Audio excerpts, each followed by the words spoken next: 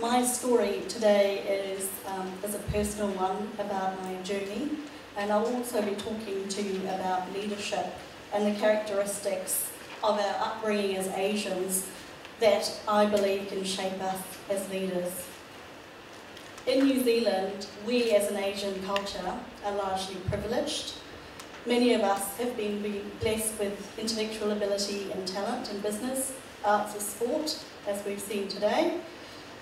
Many of us have also been privileged to have the backing of a university education alongside the support of our families, extended families and the larger community.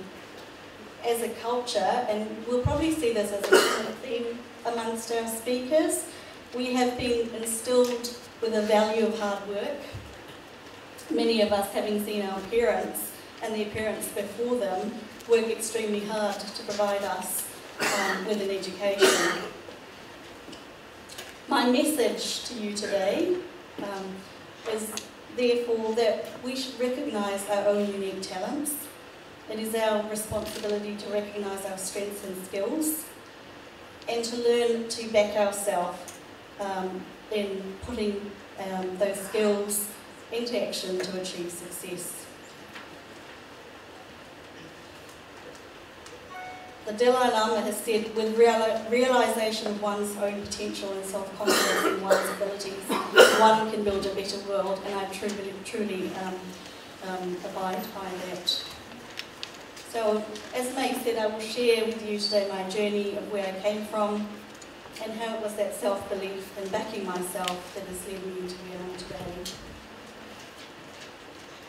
I will then share my personal insights into what I believe to be great leadership qualities which I aspire to in my day-to-day life. I was having a discussion with May earlier, and we were talking about how as Asians, many of us are considered to be technically very good, but in terms of leadership, we can see that we're all here today, but I think sometimes it's difficult for us to put our hand up and acknowledge that we've got those qualities and we need to back ourselves. Just a little bit about myself. I've worked in legal practice and in the corporate sector now, working with one of New Zealand's largest insurers, NZI. I am of Indo-Fijian descent. I was born in Fiji in the 1970s into a working class family. We didn't have a lot of luxuries, but I was lucky enough to have been born into a family which placed a high value on education. My mother was a qualified nurse, which was an achievement for a woman in her era in the 1950s in Fiji. She firmly believed in education and working extremely hard to achieve success. I remember as a child giving her an exam result where I had 99 out of 100, and Mum said to me, you must try harder next time. I'm sure my mother will also be many of your mothers. Many of our parents have put our education ahead of their own needs. It was clear to me growing up in our culture that if your child received a higher education, then that was the measure of your success. I'm one of 4 children. 3 of us were sent abroad for an overseas education. My brother and I both completed masters in law. My mother worked hard, often working 2 jobs to ensure that we got the education we wanted for ourselves. It was her goal to get her children university educations, and she certainly achieved the goal. Today my brother lives in Vancouver, and through his hard work runs his own legal practice. And in his 40s he's semi-retired to allow him to coach rugby in Canada. My mother has instilled in me the value of giving back and helping others in the community.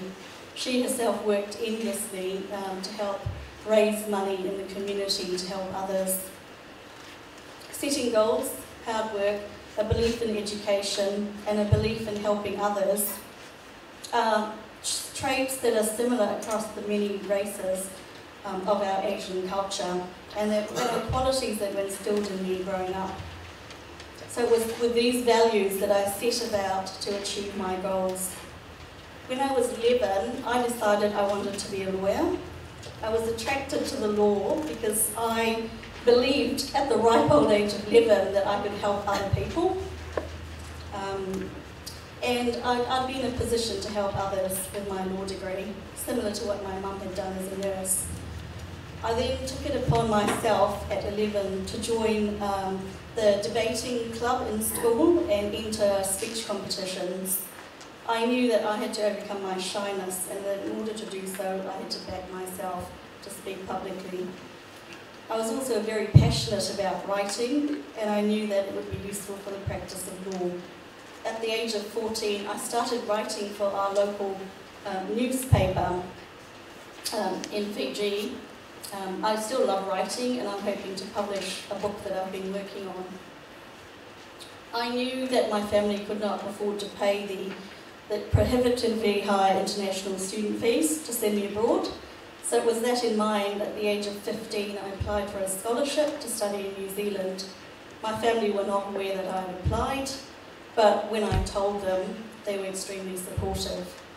I arrived here in New Zealand on my own at 16, and to complete 2 years of high school with no family support. At the end of high school, I was awarded the Proxima Acetate, which was the runner-up to the Ducks in school. Unfortunately, I didn't do the science subjects, which give you the 100 out of 100 marks. I obtained scholarships in bursary, history and English. Following the completion of my Bachelor of Laws, I then applied for and was successful in obtaining a scholarship to undertake the Masters in Law. I subsequently graduated in 1998 with a Masters of Law with distinction. Following 5 years in legal practice and several years working in-house in the corporate sector, today I work for a large corporate insurer, NZI, in a business unit with a $140 million turnover. To the young and aspiring leaders out there, if I can impart some small knowledge of what I've learned on my journey thus far, it is this. 1, follow your passion. You're not going to be successful, truly successful, if you don't follow your passion. Steve Jobs believed in the power of passion and once said, "People with passion can change the world for better." Jobs claimed that it was his passion for the work that made all the difference. Chris Gardner, that some of you may remember was played by Will Smith in The Pursuit of Happiness, said, once expressed what he believes is the secret to success was to find something that you love so much you can't wait for the sun to rise to do it all over again. He explained that the most inspiring leaders are those that don't work at a job but pursue a calling. Have a vision. We've heard from the speakers earlier. Leadership success always starts with vision, and it's followed by persistence in achieving that vision. Work hard.